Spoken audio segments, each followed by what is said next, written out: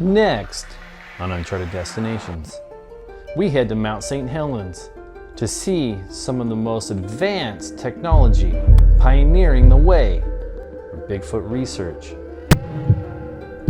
This is from Expedition X. Matt Moneymaker kind of put it. He's a great guy. He did a joke on there on the maiden voyage because it was literally 10 days of this configuration. We didn't even get to test anything. We put it together, went down, and I was talking with Matt, and I said, you know, this is his first trip out set up like this. Oh, yeah. And he's like, on the maiden voyage. There you go. Dude, that's first so one. cool. We can run 5. I have a scope thermal imaging so that the turret actually operates independent of the other electronic turret. Wow. The ammo can is actually a battery set for a high-powered IR flood that's up on the top. So if we get something, basically we use thermal imaging to acquire and then night vision to identify.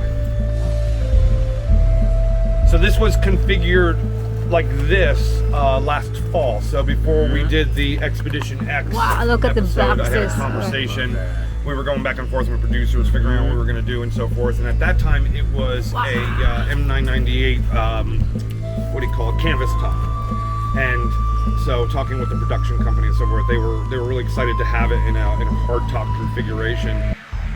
Probably the fact that you're putting yourself in a position that is not ideal. You know, you're sitting at the bottom of this hole, and everything has the height advantage. Nice. But you know, whenever you go out Bigfooting, always try and look at the terrain and say, where shouldn't I camp? Sure. And give them the advantage, and that's when you can start to kind of draw them in. Using that tactic, we actually had a rock throw into our campsite that we caught on film, on night vision actually. That's awesome. We're up here about 4,000 foot in elevation, 4,000 feet elevation in the Mount Hood National Forest. Should put an apple out. We're a few miles back up in here. Not too far, but we're up in here a ways. We spend most of our time around Mount Saint Helens. That's awesome. For multiple reasons. One of them is that it's easier to track something if you kind of know your own backyard. So it lets you learn all the little hollows and things that people don't know about. Number 2 is what we do is from a scientific standpoint is try and duplicate results. That's awesome. So if you get a hit, when did that happen? What time of the year? Where were you? What was the elevation? Was it raining? Was it snowing? You know, whatever. Any information. Our reports, we just have all this random information on because there may be a pattern here somewhere. And then you want to go back to that location a year later around that same time of the year and see if you can duplicate results. All right, so we cut through this forested area here, and we hiked through that timber, and we ended up dropping down on this skidder road. Found this really cool wood knocking stick. It's pretty solid, and so we're gonna head back. We're gonna cut back up, and probably might even take the drone out for a bit, do a little aerial, and do some wood knocks. Just sit and wait for a while. We may have heard possible response to one of our calls earlier or something over in this direction, because we've got a big canyon down here. We'll see. It's interesting.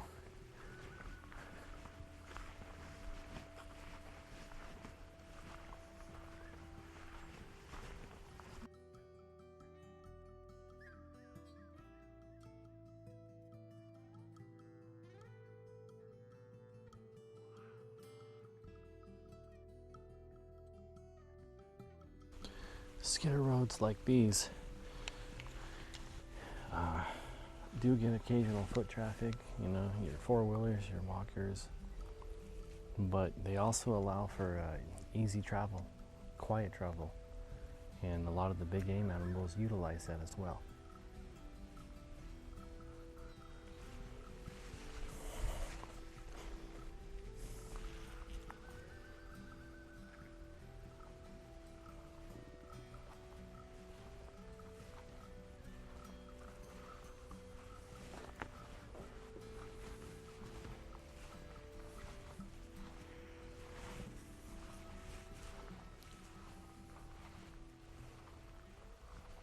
Yes. I want to do a little bit of a teaching thing. Thank you here so rather than much. Just demonstrating, because we find that we get a lot of responses with female voice. Yeah.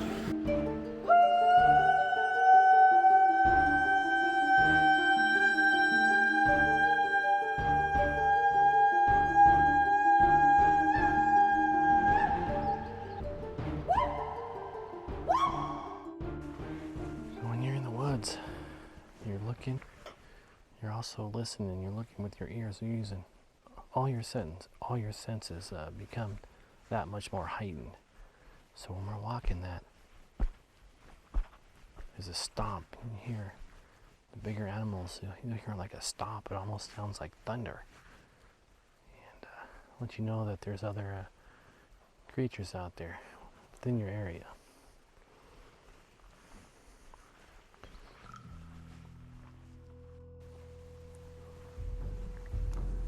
I don't think there are any experts in the field of Bigfoot, UFOs, and everything else. How do you call yourself an expert on something that modern day science says doesn't exist? I don't know, but I take that with a grain of salt. Woodpecker, maybe, I don't know. There's no right or wrong way to do anything. I think we take something that appears to be a primate and we associate it with known primates and their behaviors.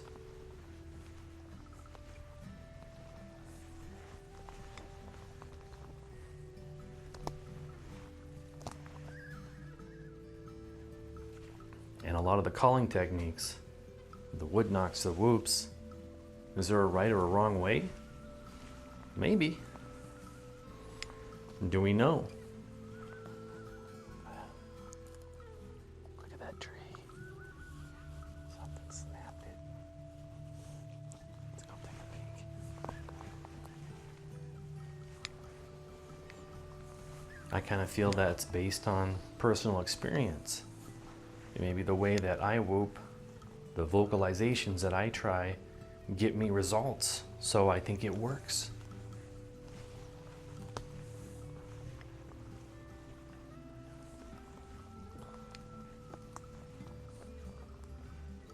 Maybe common sense, maybe your skills you've used in the field, stalking and getting close to other big game animals. Nothing's 100% effective, but if we take little bits of everything and combine it with all the years of experience and science and what we do know, it definitely gives us a little bit of edge on what we're trying to find out.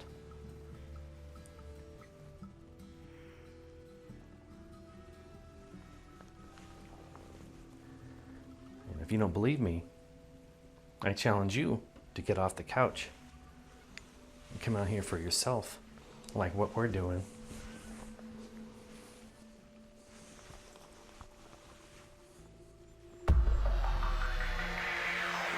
A possibility, even though we can't prove it, that it may be from the film site. Wow. Maybe somebody that came in and cast a track that had already been cast, meaning that it was left intact after the track was pulled. I mean, you can see from the others it appears old. So either it's a sand cast copy or legit. We don't know. We have no idea. On the back, it's interesting. The Roger Patterson Bob Gimlin. The thing that intrigued me was the fact that the Friday on it is kind of an afterthought. Like if you and I found a really cool track, we'd be standing there going, "What do we put on it?" Well, we'll put the location, who's involved, and all that. And then like you jump in and go, "It's Friday today," and you like write it in the bottom, an afterthought. So, don't know. It's definitely an interesting track. Looking at the substrate. Under the microscope, we have a control from Bluff Creek, and Dr. Melvin has controls also from Bluff Creek. Looking at it, the substrate looked the same, like because the substrate from Bluff Creek is a crushed shale, and it's almost like this gray kind of powder. There's these little orangey kind of flecks in it and stuff. It looked Looks very similar.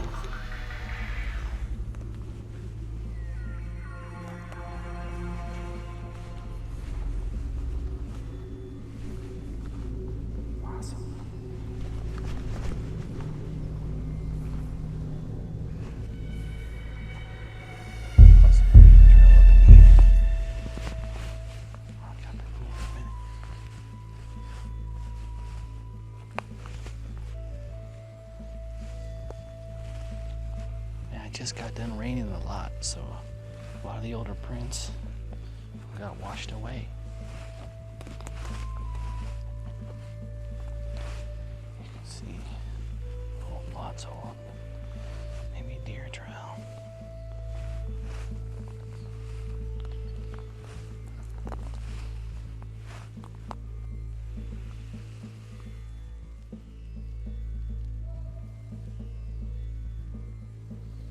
Whenever you're walking through the forest, you've got to look up. You've got to look through the trees. Look beyond the trees. Be aware of all your surroundings.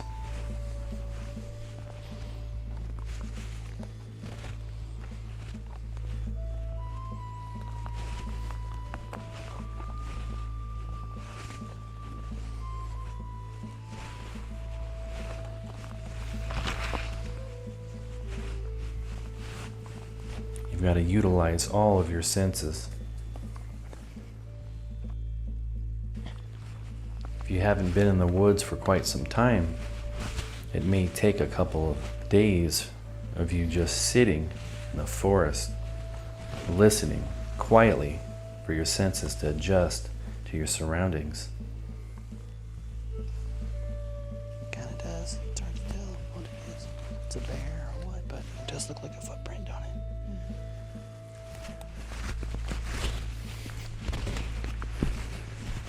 Careful on that one.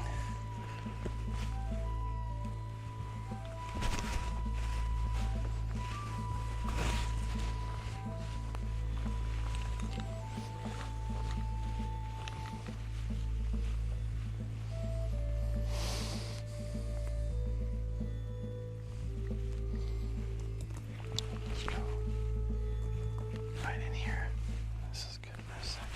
Okay, do some wood knocking. Nice view. Nice view through the trees of all the woods.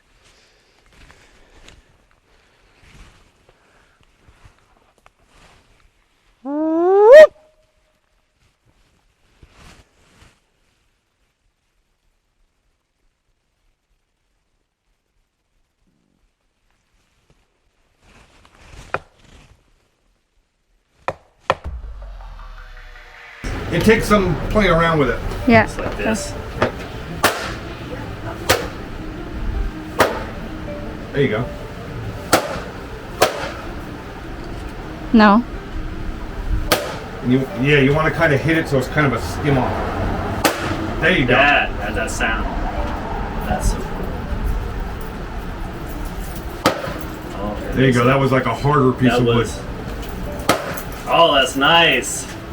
So yeah, so fellow Bigfooter out there, Bubba, if you're watching this, out of Louisiana, fellow Bigfooter, what this is a piece of signboard, a corrugated signboard plastic.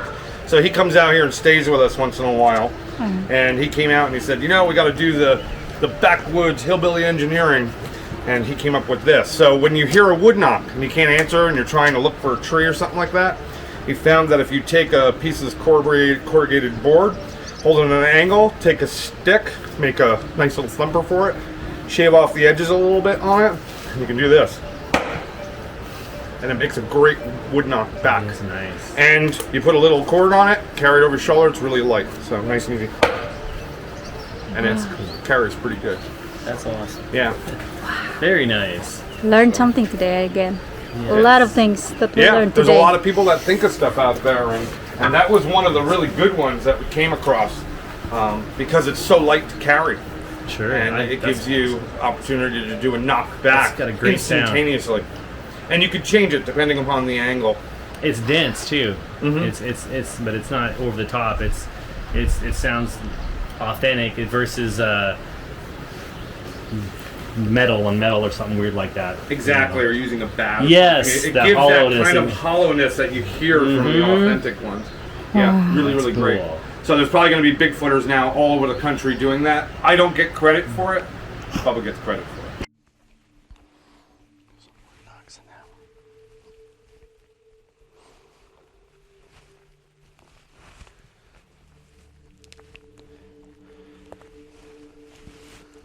Look at this. Come look at this, babe. So, looks like a bow hunter took a shot at an animal.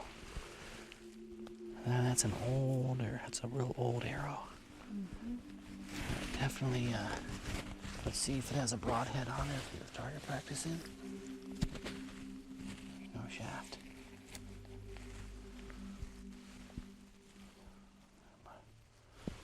Bust it off.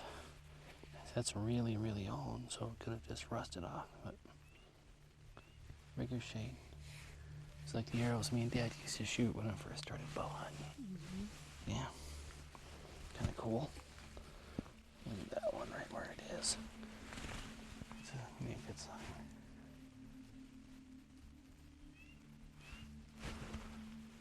Somebody was walking.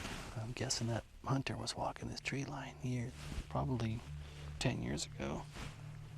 Took a shot at a deer elk here.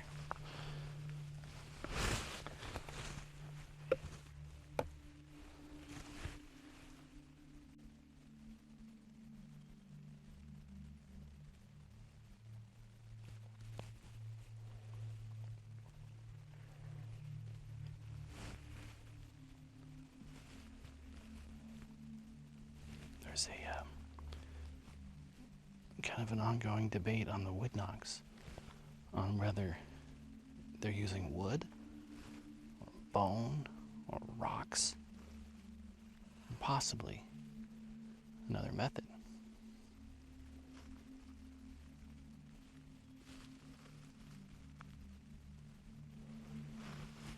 There, I just saw the moon right through there. That's a beautiful shot. You see it up there.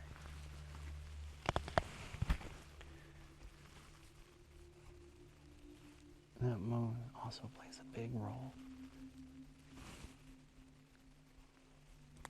in our lives and wildlife and their feeding habits and when they're active, depending on the lunar phase.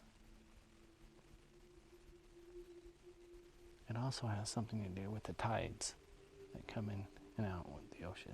It's real fascinating. I thought I heard something.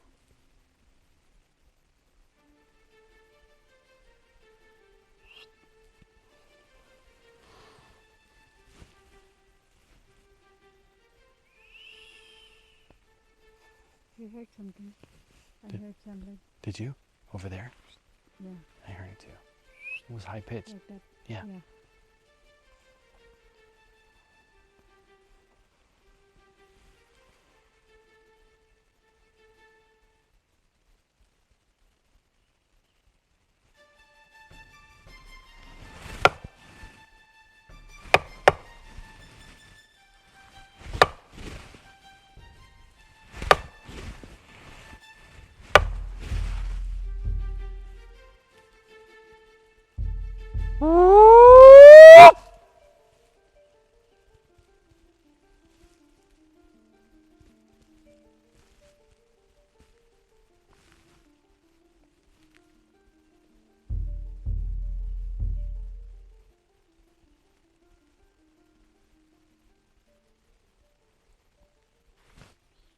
The sun is just now starting to set. And this is when a lot of the animals start becoming active and moving. What was that? Are you still filming?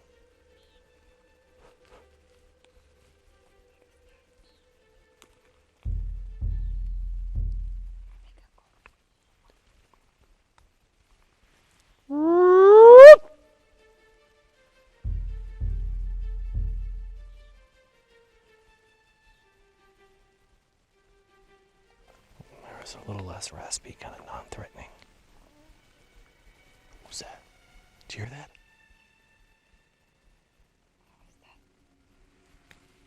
It was big and it came from that direction down the canyon.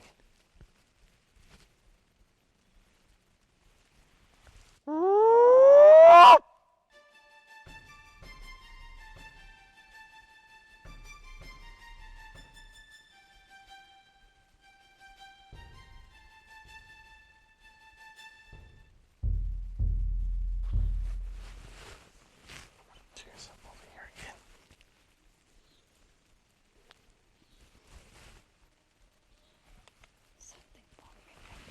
It could be circling us, trying to get wind, because there's not one. They can smell us, but there's no wind.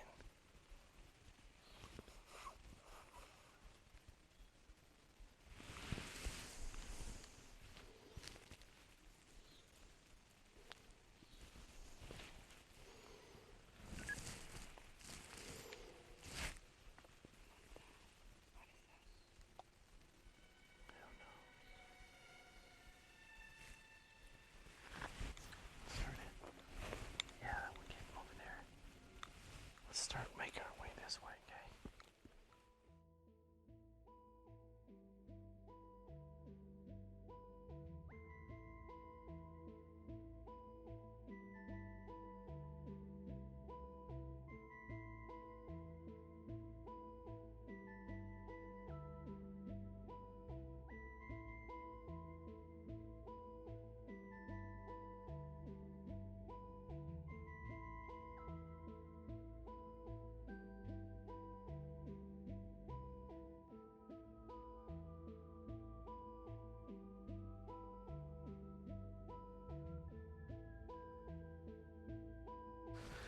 So we did some wood knocks up there. Went on a little hike. So headed back to where we put the apple, and it's gone.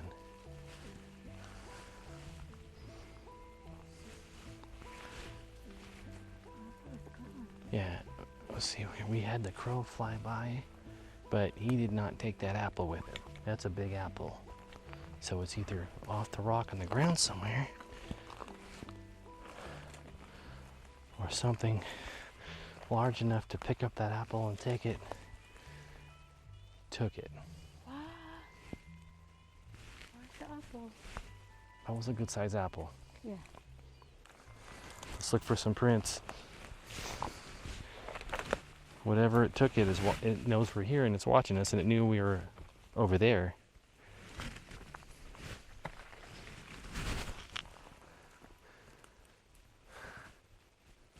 If you look, there's definitely a trail right through here, but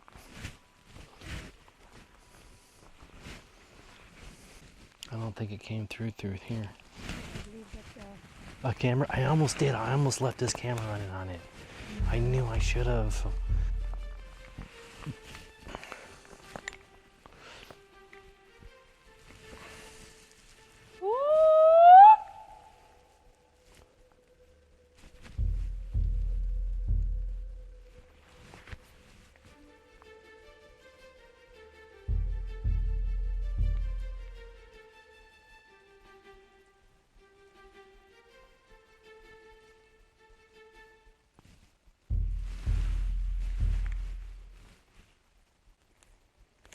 It has to be something as big as probably as a deer, a bear, or something else.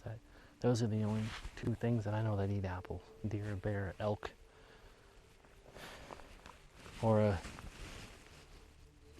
Bigfoot.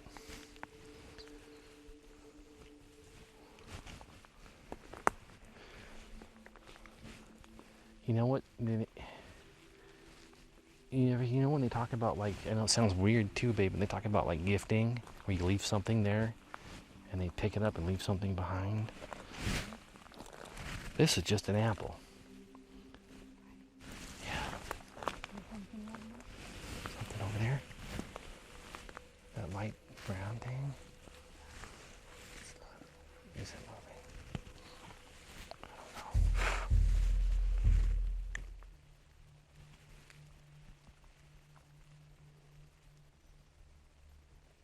moving, honey. Is it? It's moving. I can see here in the corner. It's moving? Mm. Look at this. It's going up, up.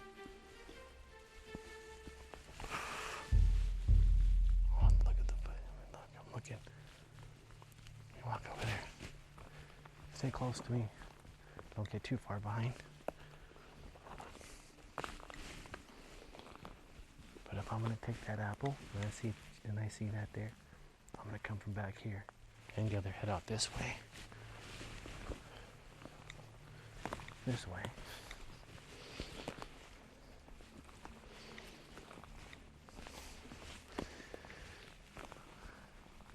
Babe, that was amazing. Yeah, The right? odds of that happening, of something really, that doesn't happen every day. Honestly, a deer and elk, they would wait till nightfall to come in and get it.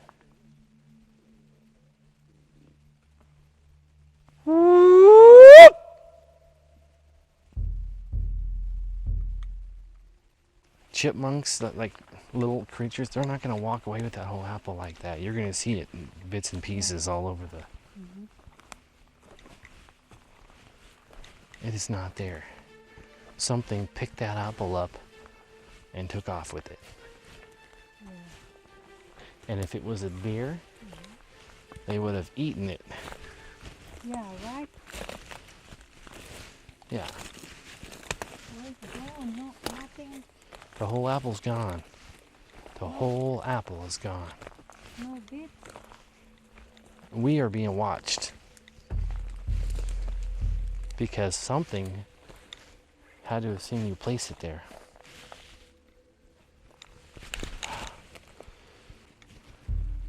Scary. You know what? When we first came back and we thought it was gone, but it was still there, my heart kind of was like, oh my God, oh, we're coming back here. I was like, yeah, it's still going to be there. Yeah, me too. It's still going to be there. That's what I was thinking. Because the odds of that happening, and I told you that we were like, it was a reason to why we came here today. That's awesome.